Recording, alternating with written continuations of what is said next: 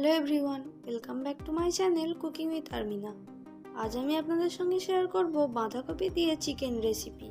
বাঁধাকপি দিয়ে চিকেন রান্না যে এত মজার হয় সেটা না খেলে বুঝতে পারবেন না।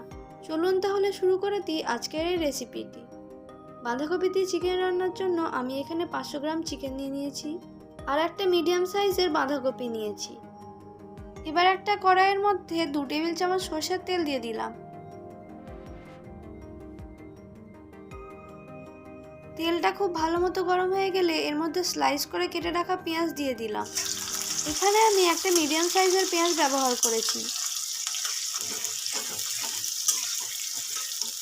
এবার পেঁয়াজটা খুব ভালো করে ভেজে নেব।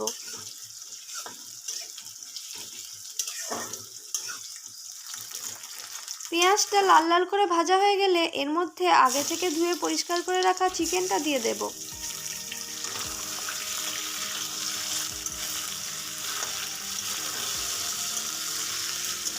দুই থেকে 3 মিনিট চিকেনটা খুব ভালো করে একটু ফ্রাই করে নেব।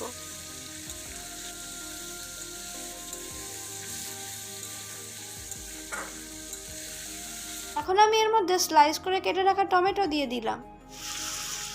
তারপর আবারও সব কিছুকে একটু ফ্রাই করে নেব।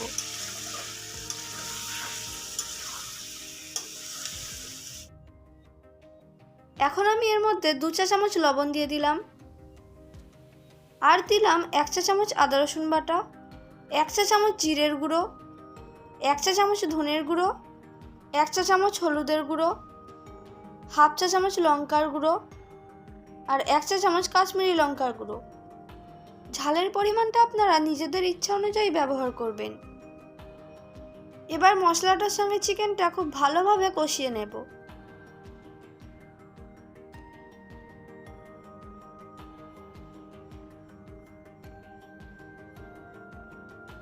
দেখুন চিকেনটা থেকে তেল ছেড়ে দিয়েছে। এবার আমি এর মধ্যে কেটে রাখা কুমড়োটা দিয়ে দেব আর দিলাম আলু।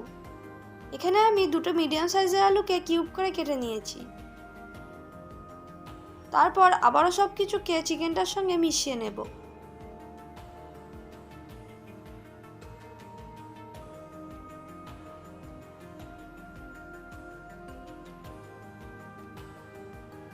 এখন আমি এর মধ্যে কেটে ধুয়ে রাখা বাঁধাকপিটা দিয়ে দেব। প্রথমে আমি হাফ বাঁধাকপি দেব, তারপর ঢাকা দিয়ে কিছুক্ষণ রেখে দিয়ে আবারও বাকি বাঁধাকপিটা দিয়ে দেব।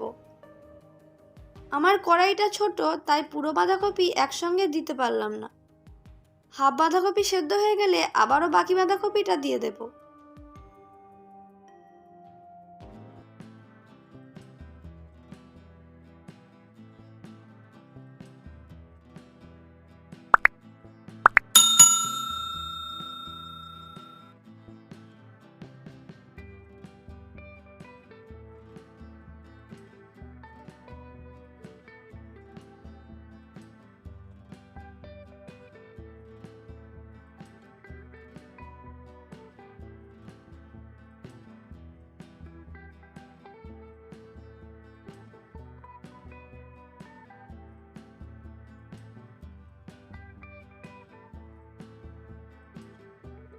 এখন আমি এর মধ্যে হাফ কাপ মটরশুঁটি দিয়ে দিলাম।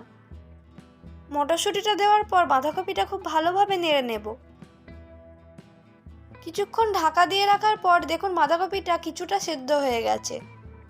তারপর একটু নেড়ে দিয়ে আবারও ঢাকা দিয়ে রান্না করে নেব।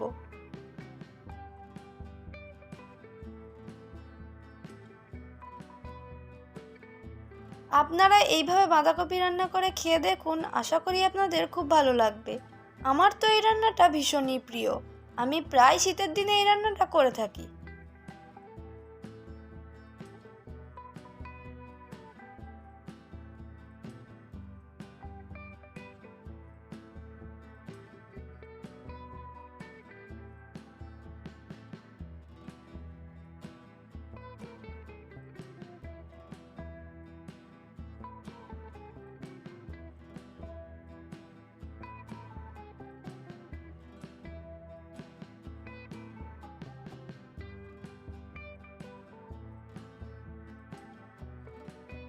এখন আমি এর মধ্যে 2টো কাঁচা লঙ্কা দিয়ে দিলাম। দেখুন সব কিছু খুব ভালো মতো সেদ্ধ হয়ে গেছে। এখন আমি এর মধ্যে হাফ চা চামচ চিনি আর হাফ চা চামচ গরম মশলার গুঁড়ো দিয়ে দিলাম। এখানে চিনিটা কিন্তু অপশনাল, আপনারা চাইলে নাও দিতে পারেন, তবে অল্প একটু চিনি দিলে এর স্বাদ আরও দ্বিগুণ হয়ে যায়। সবশেষে এর মধ্যে ধনেপাতা কুচি দিয়ে দিলাম। তারপর একটু নেড়েচেড়ে নিলেই কিন্তু বাঁধাকপি দিয়ে চিকেনের এই রেসিপি একেবারে রেডি। এবার এটা গরম ভাতের সঙ্গে পরিবেশন করার পালা।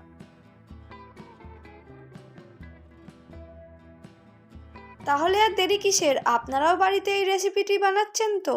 আর আমাকে অবশ্যই কমেন্ট করে জানাবেন আপনাদের কেমন লেগেছে। আজকে তাহলে এই পর্যন্তই বিদায় নিচ্ছি, দেখা হচ্ছে আর পরের কোনো ভিডিওতে। সবাই ভালো থাকবেন, সুস্থ থাকবেন।